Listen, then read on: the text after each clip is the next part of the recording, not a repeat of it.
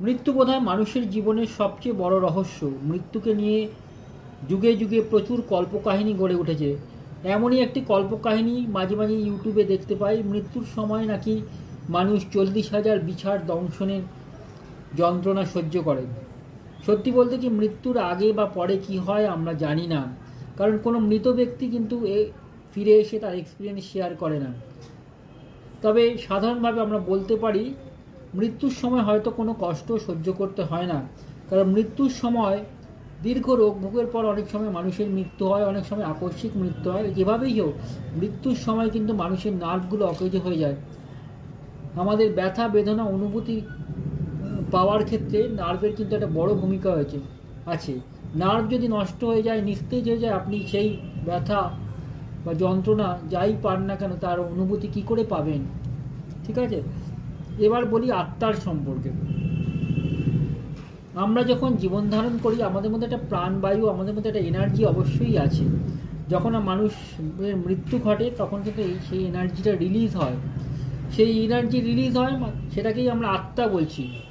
তো এনার্জি, আমরা আইনস্টাইন বলে গেছেন আত্মা এনার্জি কোনো ধ্বংস বা সৃষ্টি হয় না।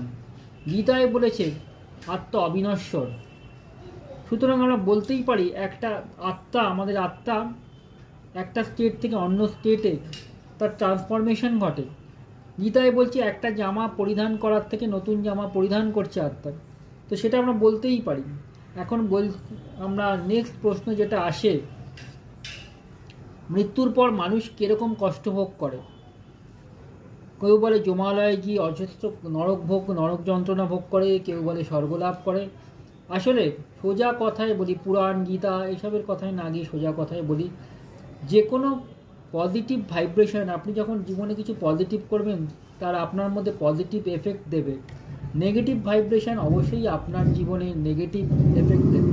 সেটা আপনার এই জীবন না হোক পরের জীবনে। আত্মাকে যদি অবিনশ্বর ধরি, তার তো ট্রান্সফরমেশন ঘটছে।